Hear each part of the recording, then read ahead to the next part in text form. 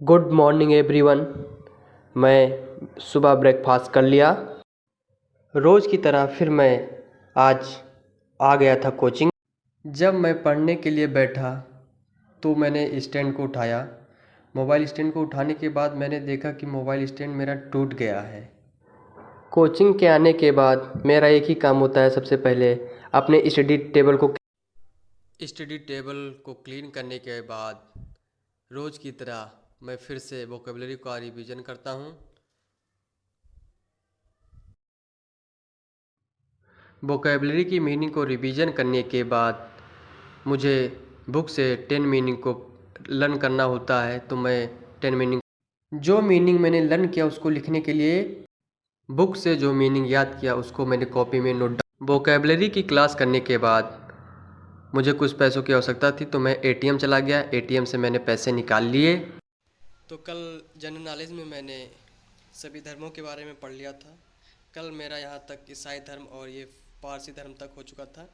मुझे आज जो पढ़ना है, मगध राज का उत्कर्ष पढ़ना है, फिर उसके बाद सिकंदर को पढ़ना है, फिर मौर्य साम्राज्य को पढ़ना है, फिर उसके बाद आ जाता है बिंदुसार को पढ़ना है, फिर उसके बाद सम्राट अशोक को पढ़ना है। सम्राट अशोक को पढ़ने के बाद मुझे पढ़ना रहेगा क्या, टॉपिक नेम फिर आ जाएगा यहाँ ब्राह्मण साम्राज्य, लेकिन मैं यहाँ तक ही पढ़ूँगा, सम्राट अशोक तक ही। उसके आगे फिर नेक्स्ट वीडियो में पढ़ूँगा। सबसे पहला पॉइंट था मेरा मगध राज का उत्कर्ष, उसको मैंने पढ़ लिया।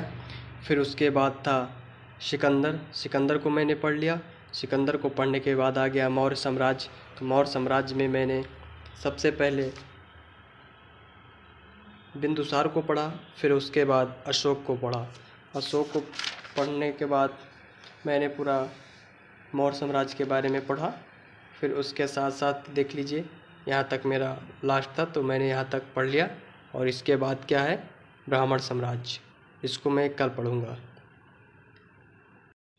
हिस्ट्री की क्लास करने के बाद मुझे लग चुकी थी भूख। मैं घर चला गया, तो घर पे मैं आराम से खाना खा भोजन करने के बाद कुछ देर मैंने रेस्ट किया। रेस्ट करने के बाद मेरा हो चुका था कोचिंग का समय, और मैं आ गया था कोचिंग में बच्चों को पढ़ा। इसकी बुक को पढ़ने के बाद मुझे डेली स्टैटिक्स की बुक को पढ़ना होता है।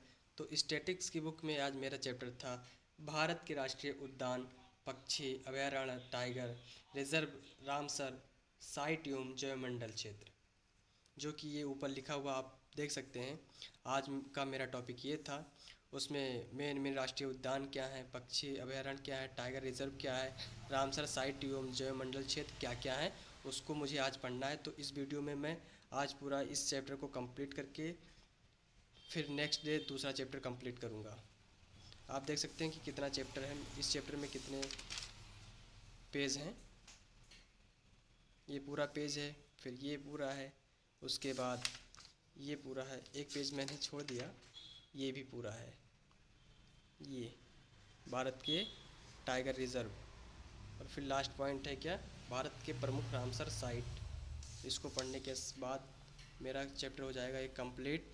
फिर जैवमंडल क्षेत्र है, फिर उसके बाद ये चैप्टर मैं पढ़ चुका हूँ, तो इसके बाद नेक्स्ट चैप्टर पढ़ना होगा मुझे। स्टैटिक्स जीके की क्लास को करने के बाद मेरे भैया आए, उन्होंने कहा कि घूमने चलना है मंदिर, तो मैंने कह दिया हाँ। और ये मंदिर, इस मंदिर को लखनऊ के जानकीपुरम स्थान पर बनाया गया था।